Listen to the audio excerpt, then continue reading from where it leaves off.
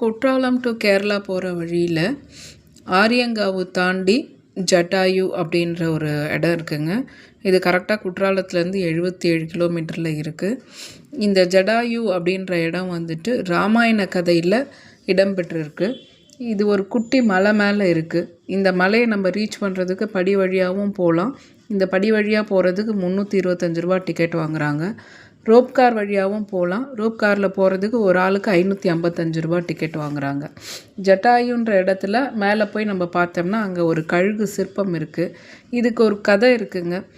ராவணன் சீதையை கடத்திட்டு போகிறப்போ ராவணன் கிட்ட சண்டை போட்டு இந்த இடத்துல அந்த கழுகு அடிபட்டு விழுந்ததா ஒரு ஸ்டோரி இருக்குது. இது மட்டும் இல்லாமல் ராமன் சீதையை தேடி வரும்போது ராவணன் எந்த பக்கமாக சீதையை கடத்திட்டு போனான்னு வழி சொல்லிவிட்டு இந்த இடத்துலையே அந்த கழுகு இறந்து போச்சு அப்படின்னு சொல்லிட்டு சொல்கிறாங்க இந்த கதையில். அந்த கழுகு இறந்து போன நினைவாக 2017 இந்த எர்த் சென்டரை 100 கோடி ரூபாய் செலவில் ஸ்டார்ட் பண்ணியிருக்காங்க கேரளாவில். இங்கேயே ராமர் கோயிலும் கட்டியிருக்காங்க. ராமர் சீதையை தேடி வந்த கால் தடமும் இந்த இடத்துல இருக்குங்க.